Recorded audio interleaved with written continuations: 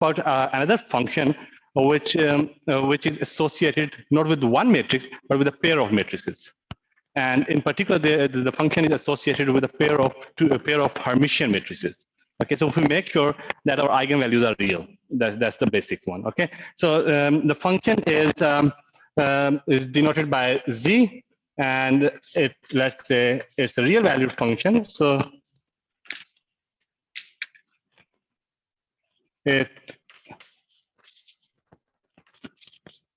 and more precisely, this function is associated with two matrices A and let's say A0, where A and A0 are two Hermitian matrices.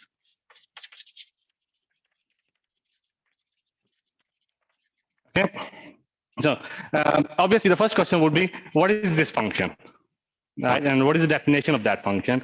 And the second question would be what this function does for us. Okay, so I'm going to write two questions, and that is, what is this function?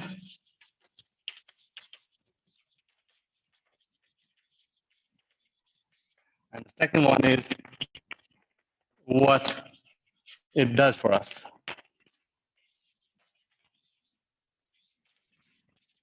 Okay, and now I'm going to answer these two questions, but before I do that, let me just go back and make a couple of comments about the history of this function. Okay, so the function was first encountered by not a mathematician but a Russian physicist, Ilya Lifshitz. I.M. Lifshitz, and that is 1952. And this name is something the physics community knows very well. Okay, so if you are a physics postgrad student, you would know there are 10 volumes of graduate textbooks written by Landau and Lifshitz. Okay, that Lifshitz that I'm talking about, the book author, is not our guy here, right? And he is the younger brother of the other Lifshitz. The other Lifshitz's name was Evgeny Lifshitz. So this is Ilya Lifshitz, and the other guy is Evgeny Lifshitz. Both are Russian physicists, and both are brothers with the age difference of 2 years only.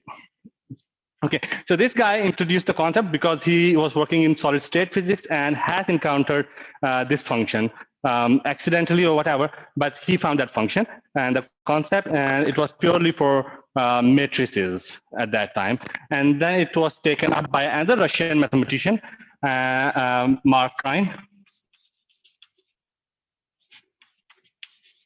Okay, and he worked on it from 53 to 1963. For 10 years, he developed the rigorous theory for this particular function. And that basically what he did is extended the whole concept from matrices or from finite dimensions to operators in infinite dimension spaces.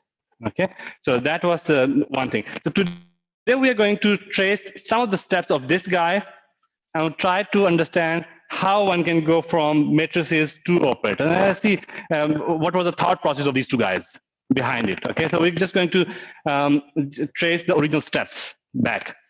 All the work by Lifshitz and Klein. Well, Lifshitz had just one paper on it. Klein had like multiple papers co-authored by another guy, Amshar Birman,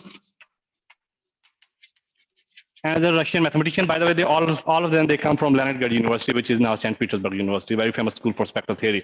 So Amshar Birman is the co-author of this guy who developed this theory, and all of the work was in Russian. Okay, and how it came to us by the student of Amshar Birman. They are in the West now. One of them is Alexander Pushnitsky, and the other one is Dmitry Yafayev. So Yafayev wrote a book in English, and that's how we came to know about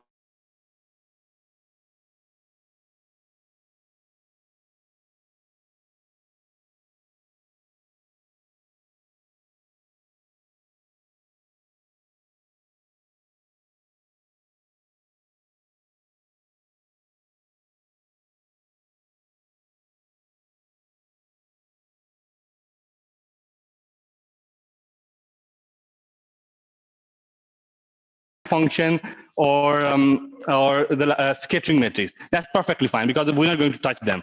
We're just going to look into it, right? So And the second question is what it does for us. What it does for us, it simply computes traces for us. It computes traces. Okay. So I need to pick up a definition. I need to pick up an expression where I can relate these two questions. Like that might serve as the definition of the function, and at the same time, this can tell us how it can compute traces. So I'm going to pick one guy, and I'm going to start from that point onward. So suppose you have two pair of operators, one pair of operators, A naught, both are self-adjoint. If you are not aware with the concept of self-adjoint, you can simply consider them as Hermitian matrices. Okay. Okay. So self-adjoint operators, obviously, they are acting in a Hilbert space.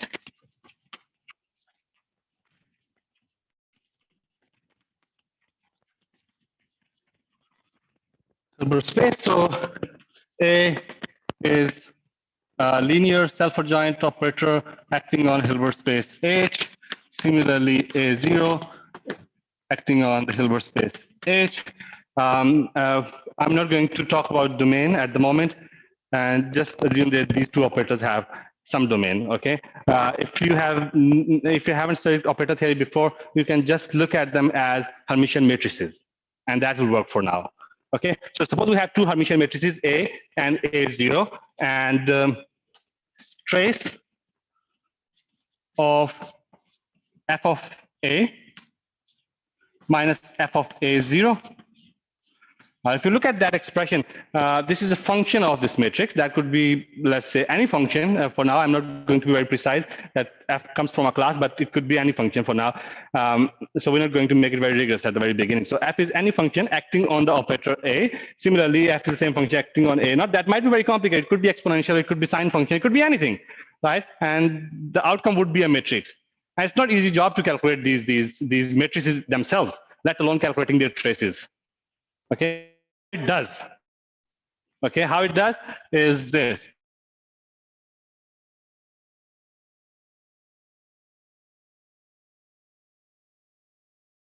Shift function comes here.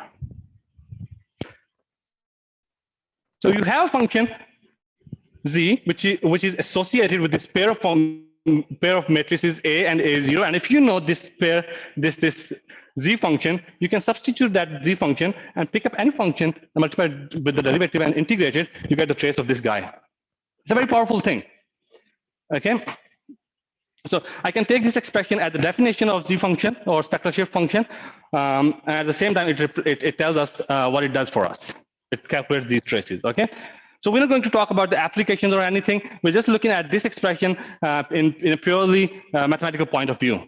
And see, this is amazing because you are calculating the traces of something very complicated in terms of something very simple. So the task is to calculate this guy, for a given pair of matrices. And how do we calculate it? Okay. So we have to think about it. Okay. So I think so far so good.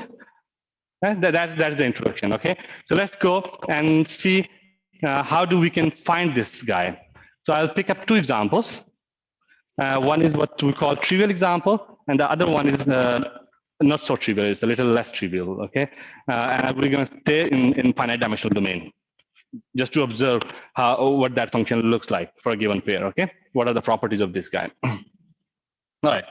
So the first example is a trivial example.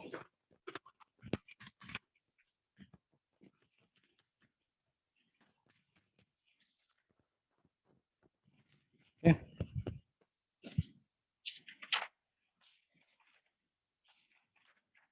All right.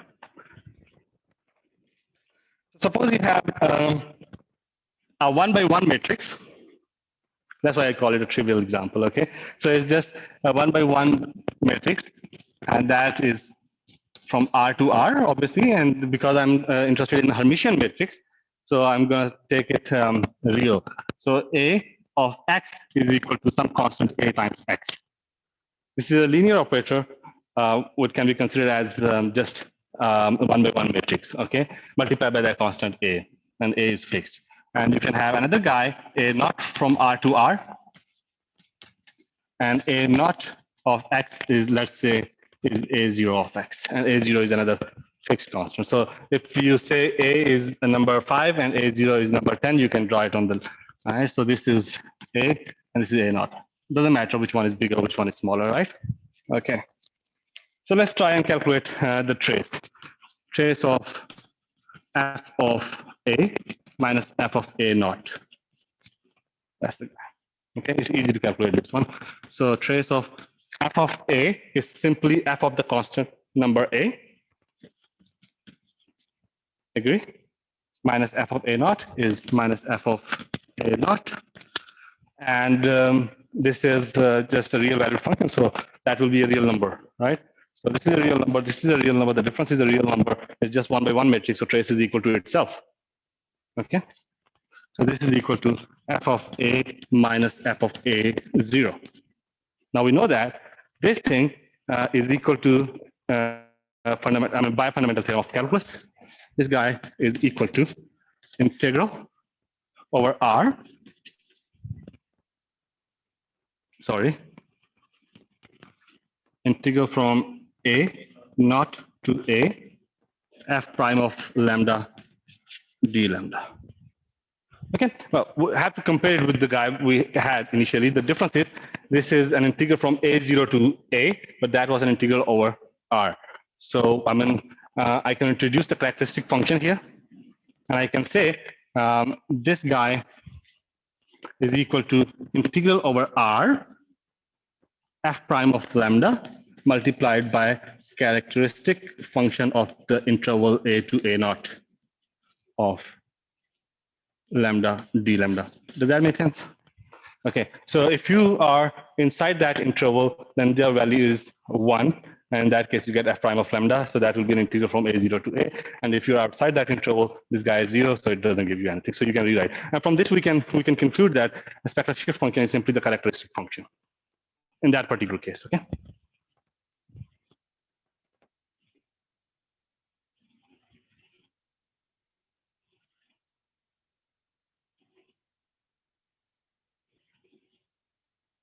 All right.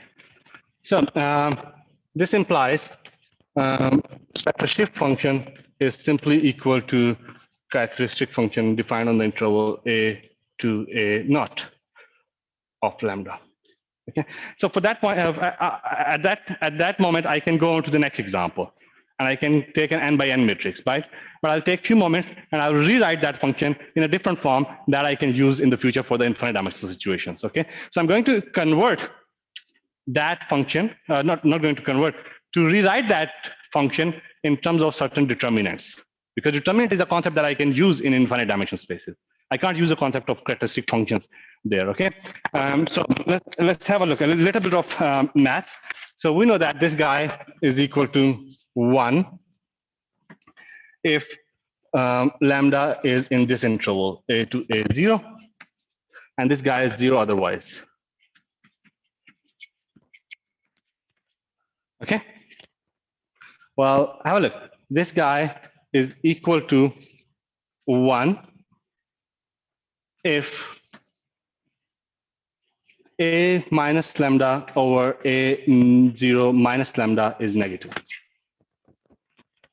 So if you look at this interval, A to A naught, this guy is going to be negative if lambda belongs to that interval.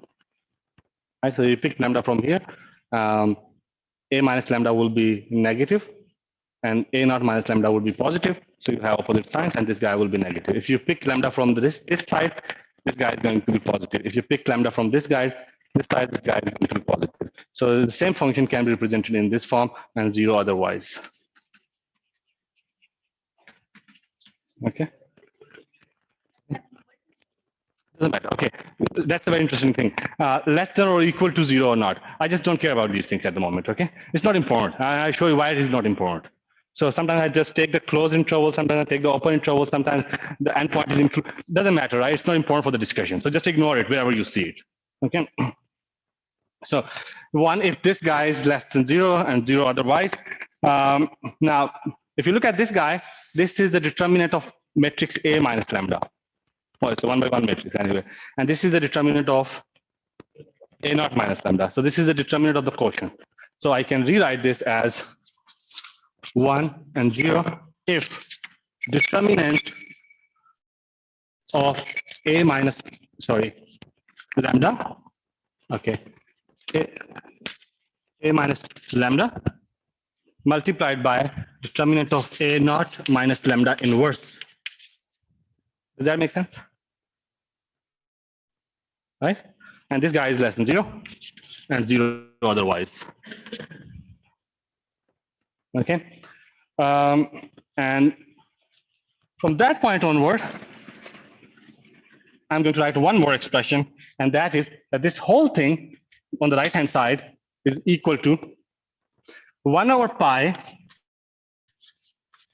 times imaginary part of log of that determinant. Determinant of, let's call the determinant d of z or d of lambda if you don't mind. I'm just going to denote this whole guy by d of lambda.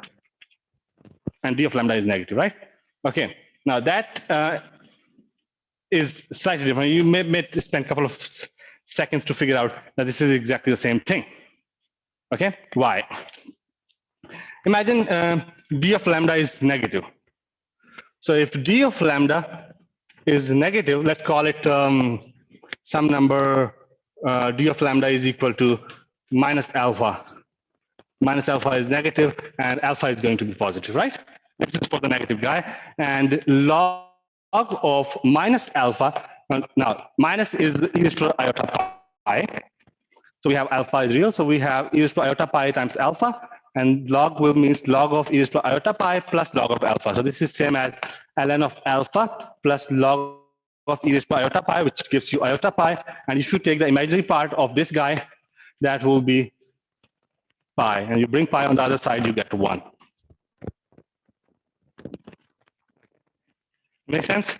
Okay, this looks very different, but it's equal. Now let's say when determinant is positive, what happens? Well, if determinant is positive, you have this guy, log of alpha, alpha is positive, and when alpha is positive, log the real function, there's no imaginary part.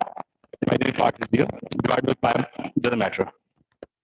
So when determinant is negative, you get this guy, and when this guy equal to 1, and when determinant is positive, you get this guy to be equal to 0. Because log of a positive number will have no imaginary part. Right? So that thing written here, that 1 if the determinant is negative and 0 otherwise, can be translated back into one single expression, and which says, and that is equal to 1 over pi times imaginary part of log of that determinant. Okay, and this is what we're going to call the spectral shift function. Okay, that might be a different definition. Okay, that comes from now spectral theory, determinants. Okay, but we're gonna hold on to this definition.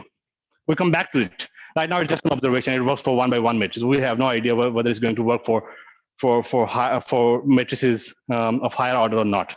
Okay, but this is interesting.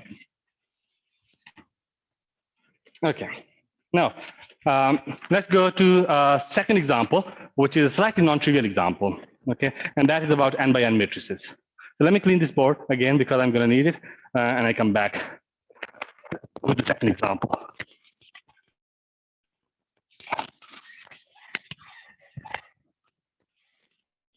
Don't forget to have a picture of this graph in your mind. So z function in that particular case has this.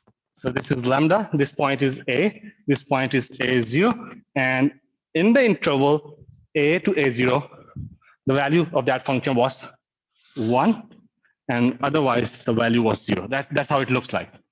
And we're going to interpret it when we go to the next example. Okay.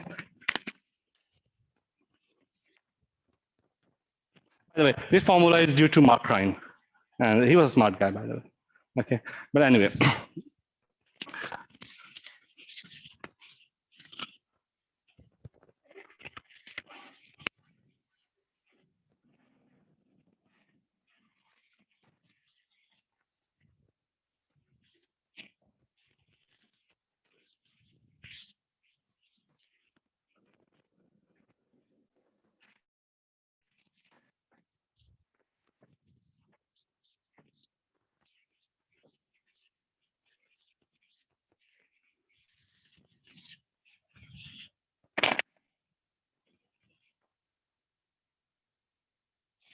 All right, example 2. And that's a non-trivial example. Suppose we have two n by n Hermitian matrices.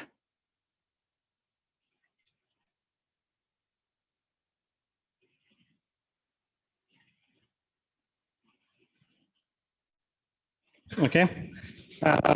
So A is an Hermitian matrix acting Cn to Cn. Cn is a Hilbert space. A0 is another Hermitian matrix on the Hilbert space Cn. And because it's a Hermitian matrix, the spectrum or the eigenvalues of this matrix will be real. And we can denote the eigenvalues of this guy by lambda j of A. Okay. And that is from j is equal to 1 to n. Similarly, the eigenvalues of this guy, we can denote it by lambda j of A0. J is equal to 1 to n, counting all the multiplicities in. Okay. And from linear algebra, we know that Hermitian matrices can be decomposed. Okay, they can be diagonalized and they can be represented in terms of projections on the eigenspaces. Okay, so so I can write the matrix A to be equal to sum from for j is equal to 1 to n lambda j of A multiplied by the projection on the eigenvalue. Okay, that I just denoted by pj or lambda j, doesn't matter, lambda j of A. I think this is clear, right? So if you know how to calculate the projections, for example, if you have a matrix which eigenvalues 0 and 2, then the matrix is equal to 0 times the projection plus 2 times the projection. So the first projection is in the eigenspace corresponding to the eigenvalue 0, and the second one is the eigen projection into the eigenspace corresponding to the eigenvalue 2, and so on, right? So I'm hoping that this is clear. If it is not, I'll do it again in the next example when I take the concrete example. Okay, so you can decompose the matrix in terms of projections, and this projection will be n by n matrices anyway. Okay, what do? You pick up a vector, apply the projection, and it takes the image into the projection space, in the eigenspace corresponding to the eigenvalue lambda j. Okay. Anyway, and now I'm going to introduce the spectral family, spectral Meyer. Okay, and that is denoted by this guy EA. Corresponding to matrix A, EA of lambda. And well, to be very precise, that will be EA from the interval minus infinity to lambda. So if I say it's lambda, basically means I'm talking about that interval. And what is that thing? That is equal to sum of all those projections of matrix A, which are where eigenvalues are less than or equal to this guy lambda. So when lambda j of A is less than or equal to lambda. So basically, I mean, if you have an eigenvalue, the first eigenvalue, the lowest eigenvalue, on the left side, this guy is 0 because there is no projection. There's no eigenvalue on the left, right? So, well, anyway, so this is basically summing up the projections up to the value lambda, all right?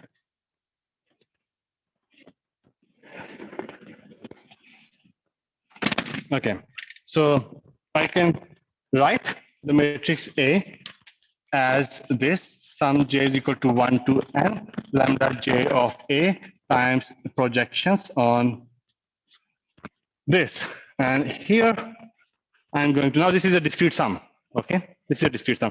So in probability theory, you have discrete probabilities and you have continuous probabilities and all. And sometimes you would like to see them in one single formula, right? So although this is a discrete sum, I would like to see it as an integral. And that is through Riemann's studies.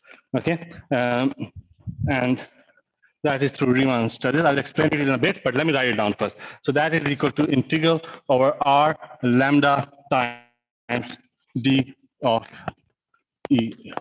Okay. It might look strange to some of you, but let me just demonstrate. It's not very difficult to understand. Okay. So what is Riemann formula actually, which is this? So let me take a different color. This. So if you have integral over r, and you have two functions, f of lambda times d of g of lambda. Sorry. That is basically equal to sum. Well, sum obviously enough sums, and you chop up the interval. Try that f of ci multiplied by interval this g of lambda I plus 1 minus g of lambda I, where ci is inside this interval, lambda I to lambda I plus 1. Okay, you just the sum is, I mean, obviously, I mean, you chop the interval very nicely. So it's sum of infinitely many different guys. So in a picture, it would look something like that. Suppose we have, if we look at our guy here, we have function which is lambda, right? So we're on the lambda axis, and we have, let's suppose, eigenvalues of the matrix A to be lambda 1, lambda 2, lambda 3, and lambda 4, doesn't matter how many. But so if I have to draw that function, lambda, it will be obviously on a straight line. So at lambda 1, it will have value lambda 1. So that is the function f of lambda is equal to lambda. So for eigenvalues, this guy is here, and this is lambda 1 for lambda 2, because, yeah, this is lambda 2, and similarly, this is lambda 3, and so on. Now, if you chop up that interval into small pieces, okay, let me just do it randomly, and so on. Okay, have a look. So if I'm looking at this guy, this interval, this guy is equal to integral over, okay, let me just say it in terms of sums. Okay, sums, and that is f of ci, which is just lambda j's, and this is ea lambda I plus 1 minus ea lambda I. Right? Okay. So this thing will be, if you are in that interval, this guy ea is 0, less than lambda I plus 1. This guy is 0 too, so you don't get anything. You get only something when you hit that interval. When that interval, this is lambda I endpoint, and this is lambda I plus 1. So lambda I contribution will be 0 because there is no projection behind that. And lambda I plus 1 is that point, and the projection behind that is one eigenvalue, so that is 1, right? And f of ci is this non-zero guy, lambda 1. Okay, so what do you get? You get lambda 1 plus ea of,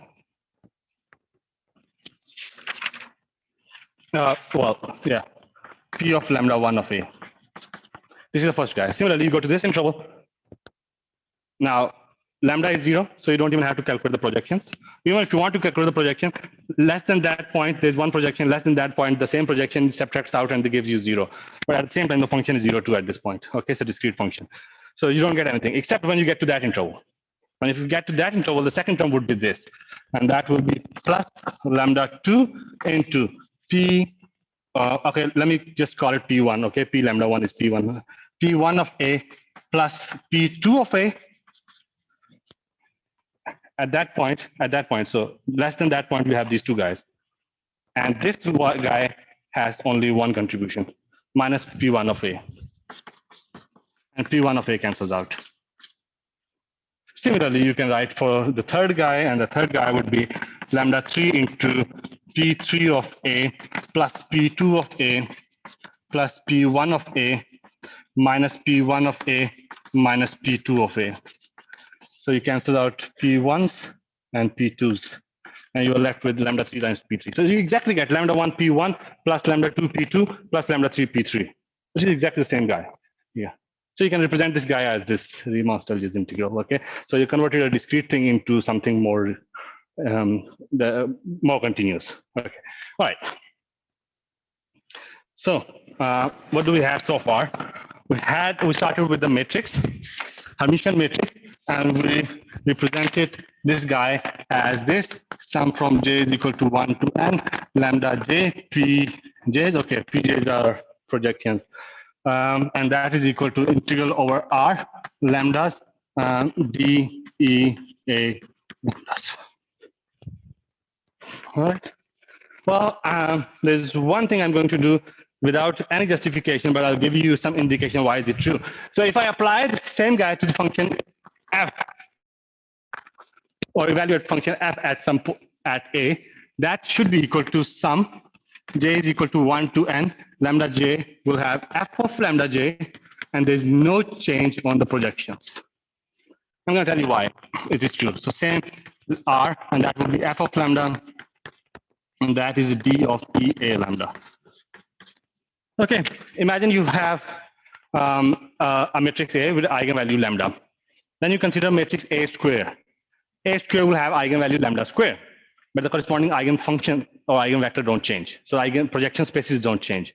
Similarly, you can have any polynomial, and if lambda is an eigenvalue of matrix A, then lambda the polynomial evaluated at that lambda will be an eigenvalue for the polynomial evaluated at the function. Right? But the eigen projections don't change. Eigenvectors are the same. Well, I just wrote it for any function f. They're not true for any function. They're true for analytic function. It's called spectral mapping theorem. Okay, so I'm just going to use it. Okay, so well, that is it. Similarly, I can have the same expression for the second matrix that we haven't touched yet. F of A0, and that is equal to, I'm just going to write this guy now, okay? Integral over R, F of lambda, d e a naught of lambda. Okay, and let me now write the trace that I was talking about. So we have f of a equal to this, and f of a0 equal to this, and I can write trace of f of a minus f of a naught. So f of a first, f of a minus f of a0 is equal to this guy minus this guy, and I can write it in a single integral as r. F of lambda is same for both, and I'll have d. Well, I can write d here, and I'll have e a lambda minus e a naught lambda. This, okay. So if I apply the trace now, trace of this guy, now trace will go to matrices wherever the matrices are. In this expression, these are the matrices. Okay, so trace will come here. Right, now I can do integration by parts. Integration by parts. Okay, for integration by parts, I'll assume that my function is decaying at plus minus infinity. Okay, so integration by parts will give me this function as it is. Integral of that thing would be just that thing. Limit is from minus infinity to plus infinity, and assuming the function decays on both ends, so the boundary terms disappear. Minus, so integration by parts will give me minus the second term, and that is integral over r, f prime of lambda, trace of e a of lambda minus e a naught of lambda. Okay, this is what we get. So now we go back to the original definition. So trace of f of a minus f of a0 is equal to integral over r, f prime of lambda. So this guy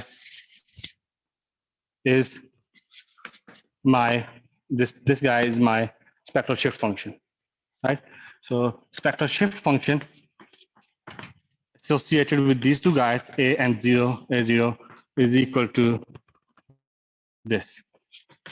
Okay, this minus sign, sorry. We'll go there too. So is equal to minus times trace of EA of lambda minus EA naught of lambda. This is spectral shift function. We can calculate this guy very easily. You just need projections. Add them, subtract them, and then take the trace. Okay, let's do it for a proper example.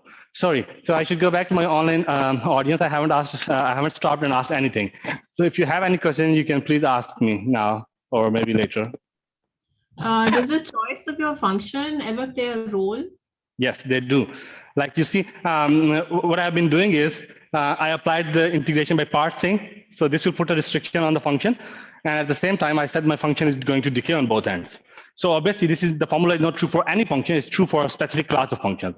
And the conditions, they are already very evident from the computation. What kind of condition we would like to put on our functions. Right? Right, thank you. So, yeah. Okay.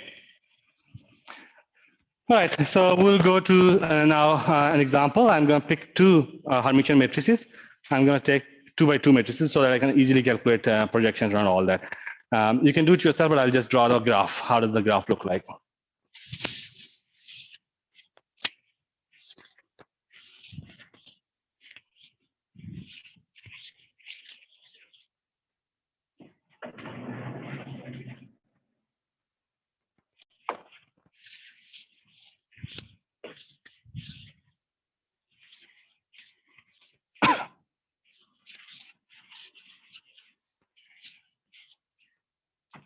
Okay.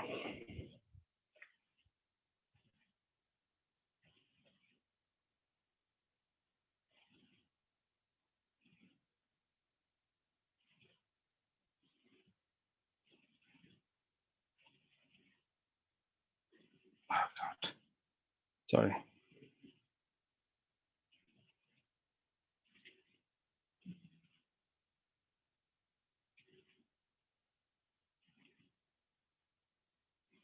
Okay, that's enough, I guess. All right. So we have, so I'm not going to do all the computation, I'll just show you. So suppose we have a matrix A is equal to 1 minus 1 minus 1, 1. It's a symmetric matrix, and therefore it is Hermitian. That will have real eigenvalues. So you can calculate the eigenvalues of this guy, and the eigenvalues of lambda of this matrix, lambda 1 of A is equal to 0, and lambda 2 of A is equal to 2. Okay, we can calculate the eigenvectors. We can normalize them, and then we can calculate the projections. Okay, so projection would be P of lambda 1 of A.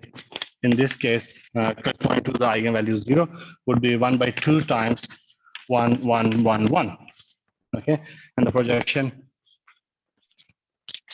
other guy would be equal to 1 by 2 times 1 minus 1 minus 1, 1. Okay, and the projections are basically P on x, y is equal to inner part of x, y with the eigenvector, normalized eigenvector v1 times v1. That's how you compare the projections. Okay, you just have to normalize vector v1. Okay, anyway, so this is the matrix A, and these are the eigenvalues, and these are the projections. That's all we need. For the second matrix, I can consider A0 to be equal to 1, 0, 0, minus 1. Well, again, this is symmetric, and the eigenvalues of this matrix are lambda 1 of A naught is equal to minus 1, obviously, and lambda 2 of A naught is equal to 1. Okay, and projections for P of lambda 1 of A0 is equal to double 0, 0, 0, 1. I just want it to be really, really simple. Okay, there are too many zeros in it. And the second projection is P corresponding to eigenvalue lambda 2 of matrix A0 is equal to 1, 0, 0, 0. Okay, so these are projections. And now we can calculate. Okay, let me just list down these eigenvalues on the real line. Okay, so we have eigenvalues 0, 2, minus 1, and 1. So smallest one is minus 1, and that corresponds to the eigenvalue lambda 1 of A0, lambda 1 of A0. The second eigenvalue is 0, this one, and that is an eigenvalue of lambda 1 of A. Then this guy 1, this is an eigenvalue of lambda 2 of A naught, and then we have 2, and that is an eigenvalue of lambda 2 of A. Okay, we can use the formula for spectral shift function there. Z of lambda is equal to trace of E A of lambda minus E A naught of lambda, and E A of lambda is defined as E A of minus infinity to lambda, and that is equal to sum of the projections. less than lambda. So lambda j of A that are less than or equal to lambda, and add the projections. All right. So you can basically calculate with this information given, you can calculate. So you take your lambda less than -1, and you can calculate this guy, and you can calculate this guy for that lambdas, all of them.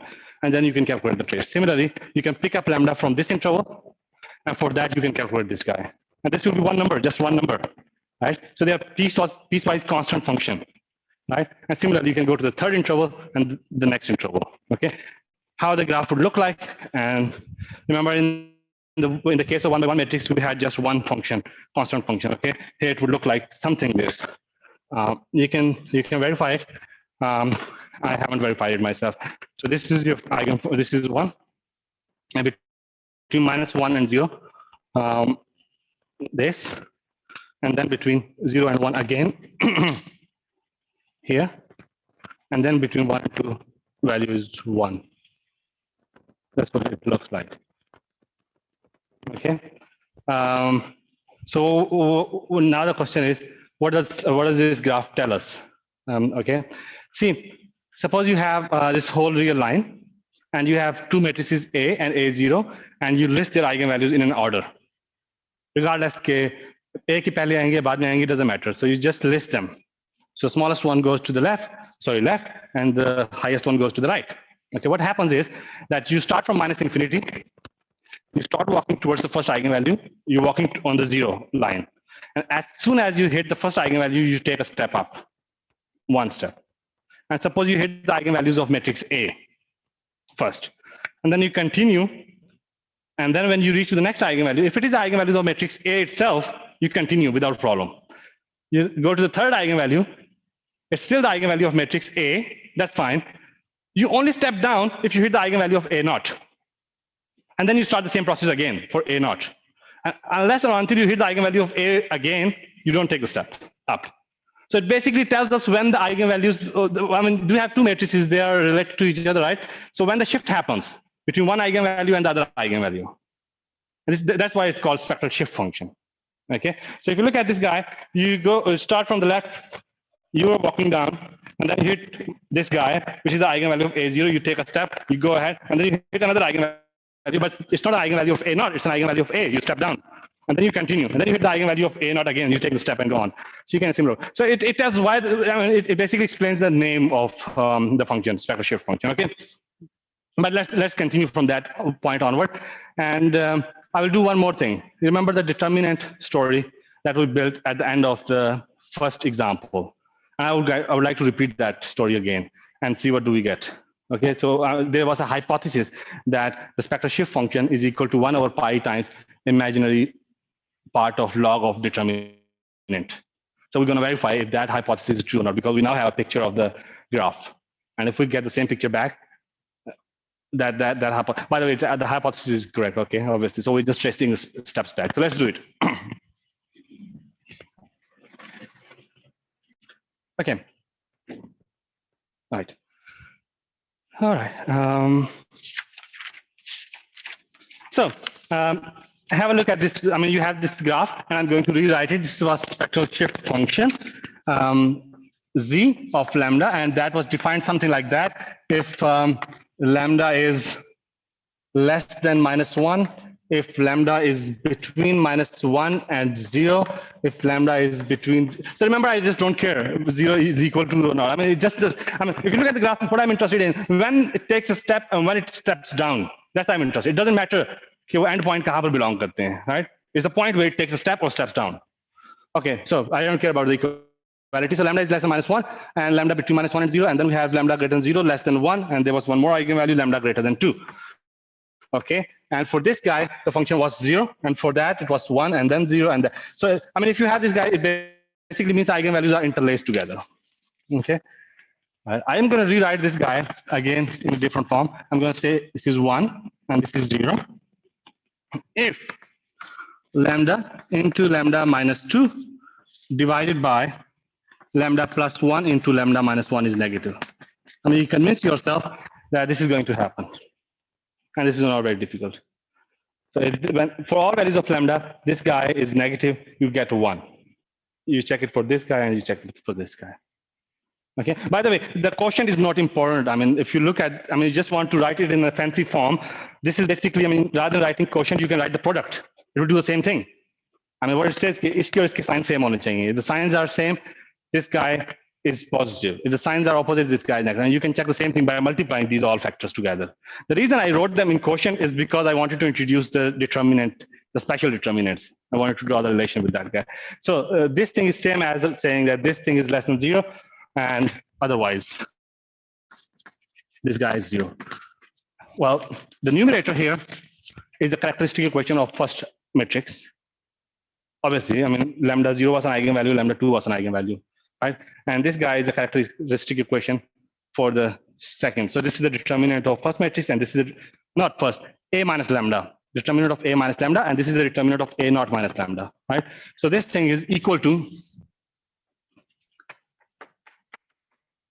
1 if determinant of A minus lambda multiplied by A naught minus lambda inverse, right? And this guy is less than 0. And I'm going to denote this guy by just D. This is okay, right? Let me just call it D. So D of lambda is negative and 0 if otherwise, or when it is positive. Okay. Again, I can write this as, this is the same thing, exactly the same thing. 1 over pi times imaginary part of the log of this function d of c. When d of lambda is negative, you get imaginary part pi, and this will give you 1. If d of lambda is positive, there is no imaginary part, you get 0. Okay, so that is a spectral shift function. And if you want, you can basically, yeah, you can plot it and you get the same graph. Obviously, I mean, yeah. See, from this function. Anyway, now the time, the exact definition is slightly different than this one. Okay, but for matrices, this it is equivalent to this guy. And the spectral shift function for any two self-adjoint operators in an infinite dimensional space, which is true obviously for finite dimension 2, is equal to 1 over pi times limit epsilon goes to 0, imaginary part of ln of d of 0. Obviously, this is, so I'm going to call it lambda plus iota epsilon. Because things might get complicated in infinite dimensions, so you need to be sure. So this is basically the definition given by, again, Mark Trine.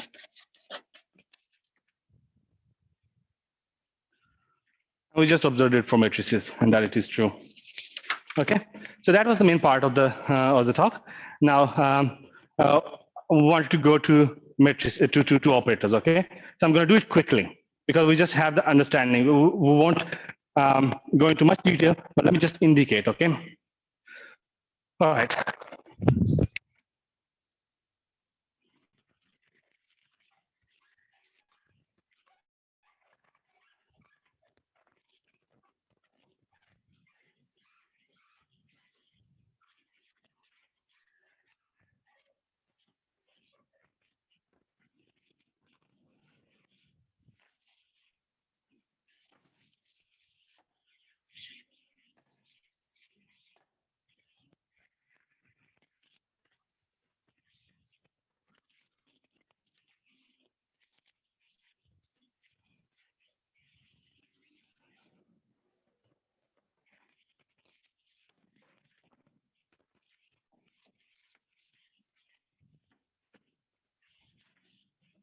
Okay. So for the second part, I'm going to use some results from operator theory.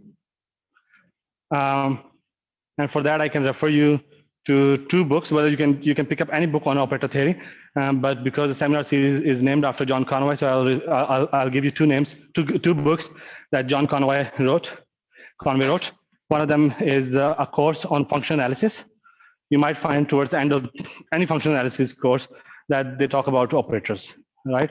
And otherwise, you can use the second book by same author, John B. Conway, and that is a course on operator theory. specifically chapter 3, section 18, that uses the special operators, trace class and Hilbert-Schmidt, that we need here. Okay. Okay, so operator. So I have a specific operator in my mind when I do all this work. I have this Schrodinger operator in my mind. Okay, so I'll talk about. I'll consider a differential operator H, which is equal to minus Laplacian plus some potential V. Okay. Well, we call this guy to be H naught. So this is basically two operators. H is equal to H naught plus V. And we have these two guys, H and H naught. So H naught is unperturbed and H is a perturbed operator. In quantum mechanics, this guy will be correspond to the kinetic energy, and this guy will correspond to the potential energy of any quantum mechanical system. And together, this is the Hamiltonian, represents the total energy of the system. Okay.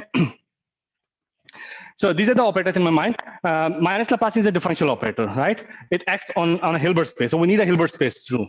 Let me just clean it up. And let me take operator H or H naught, doesn't matter. Both acting on the Hilbert space of all square integral function L2 to L2. And they are differential operators. They are unbounded operators. Why they are unbounded? Because you can pick up any L2 function, and the image, the second derivative, may not be an L2 function. Okay. So I gave you a task to find that example, and one of the example would be sine of 1 over x squared. That is a function which is in L2, and its first derivative as well as its second derivative is not square integrable. Okay. So anyway, so we need to specify the domain to restrict it. So domain of this operator, in case both of them, domain of H is a subset of all those functions which are differentiable L2 square integral and the second derivative square integral. And you, to make it self-adjoint, you need some boundary conditions. Okay, so that is something. Okay, but let's move on. So how do we get the analog of eigenvalue? So I have just a few minutes, so I'll just talk about it, okay, rather than writing everything down. So, okay, so you have an operator which is an unbounded operator, and two operators basically, H and H naught, defined on a Hilbert space, and you specify the domain because the operator is unbounded to make it decent, and you specify the boundary condition to make it self-adjoint, which means the spectrum will be real. Okay. Now, what is spectrum? Spectrum for operators, the eigenvalues is not everything. Okay. For matrices, all those numbers for which a minus lambda I is invertible are eigenvalues. But for operators in infinite dimensional spaces, a minus lambda I may not be invertible for at least two reasons, right? So 1 to 1 and on 2. If it is not invertible for 1 to 1 reason, lambda is an eigenvalue. But if it is not invertible for on to thing or the violation of on to thing, this is still a number for which this guy is not invertible. So there's a bigger set we call spectrum. So spectrum includes all those values of lambda for which this guy is not invertible. In particular, it includes all the eigenvalues. So there are operators which spectrum contains only eigenvalues. For example, matrices. There are operators where spectrum only contains something else other than eigenvalues. We call something as an essential spectrum. And there are operators which has eigenvalues as well as something else, essential spectrum. Okay, Schrodinger operator is one of them. It has a spectrum which looks like this. So because spectrum is real, that's for sure, because we consider the operator to be self-adjoint.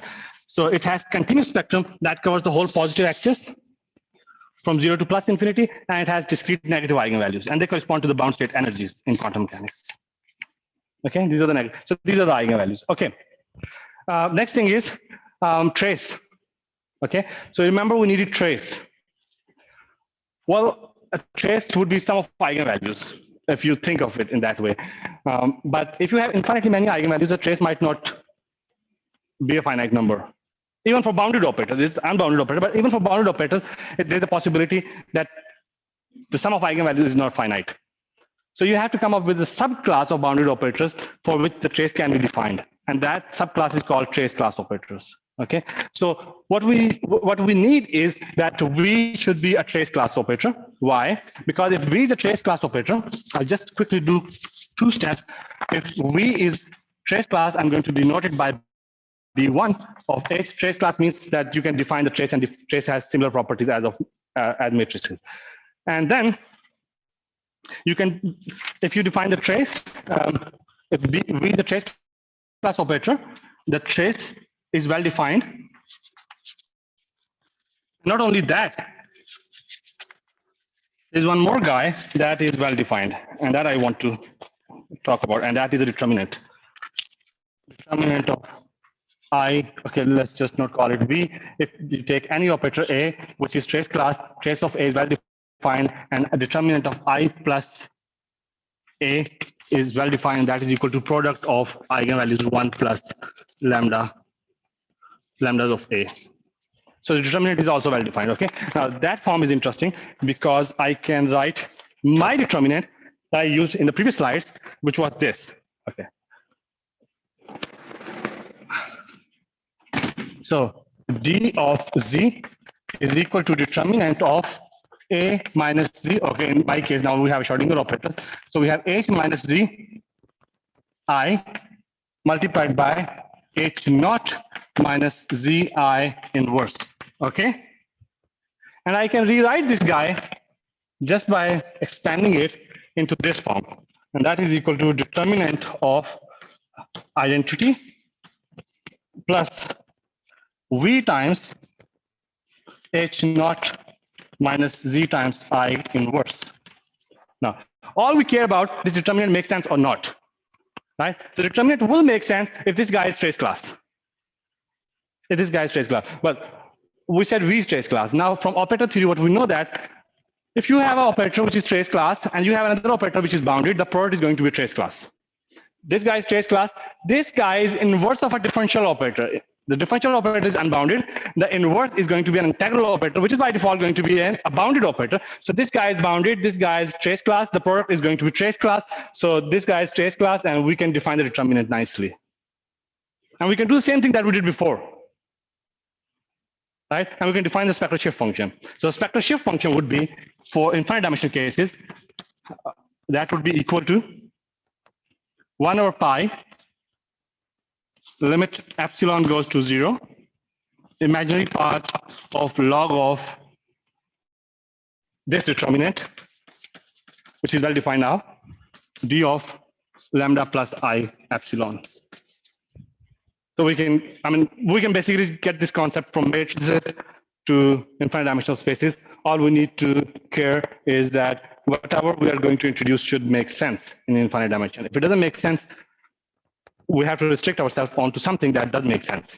So in this particular working, what we figured out, it is crucial that this V should be of trace class, because the theorem says if you have a trace class operator and you have a bounded operator, the product is going to be trace class. And if this guy is trace class, then the trace of this guy is well defined, and in return, the determinant is going to be well defined. And we all need determinant, right? And the formula, eventually, the trace of f of h minus f of h naught is equal to integral over r f prime of lambda z of lambda is also well defined. So this is what we have. Now, what would have been interesting that we take a particular Schrodinger operator and calculate the spectral shift function explicitly, but that is for some other day. Now, okay. So I just made points using finite dimensional thing, rewrote the problem into a form where we can actually make sense in infinite dimensional spaces. Okay. If you have any questions, please go ahead and ask. Thank you. Sorry, may I ask what is Yes, V? please. Sorry? May I ask what is V?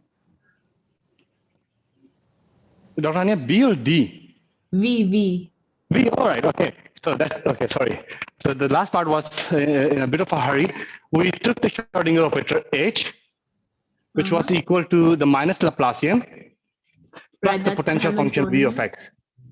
Oh, got it. Potential. Right? So I wrote this thing as I denoted this guy by H naught, unperturbed guy. So we have one pair, H and H naught. Okay. And H minus H naught is basically the guy V. V is guy the perturbation, which is responsible for the eigenvalues being generated. Because H naught, this guy has no eigenvalues. It has only the continuous spectrum from 0 to infinity. Only this guy, when it comes into play, it generates the negative eigenvalues. And this guy is responsible for everything. So it's important what kind of guy would generate the negative eigenvalues. So we want it to be trace class. Anyway, any other question?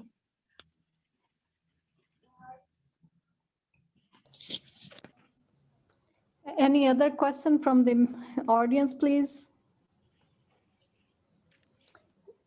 If no, let's thank Dr. Usman for sharing his invaluable knowledge on the topic traces via spectral shift function. Thank Thank you. you, Thank you Dr. for a Usman. very nice talk. Thank you. Thank you. Thank you. Allah Hafiz. Allah.